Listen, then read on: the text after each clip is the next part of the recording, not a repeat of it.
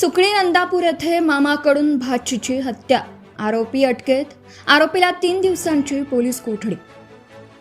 हद्दीतील सुकळी नंदापूर येथे 45 वर्ष भाचीचा मामाने चाकूने वार करून निघृण खून केल्याची धक्कादायक घटना बुधवारी रात्री घडली। पोलिसांनी संशयित आरोपीला काही वेळातच अटक केली। मृत महिलेचं नाव सुनीता श्रीकृष्ण गवई, वय वर्ष 45 असून आरोपी उद्धव डोंबाजी नवघरे, वय वर्ष 65, राहणार सुकळी नंदापूर याच्या विरुद्ध खुनाचा गुन्हा दाखल करण्यात आला आहे।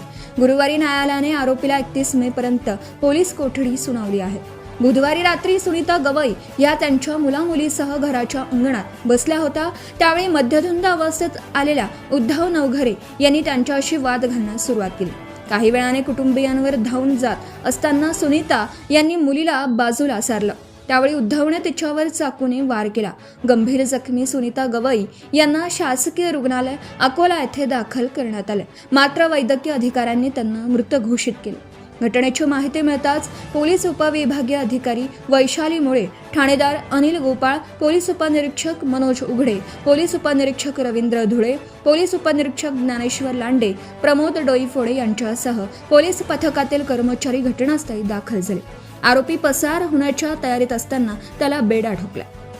सत्यशोधक न्यूज चॅनलसाठी उपसंपादक Chhaya Sanise. Subscribe now and press the bell icon.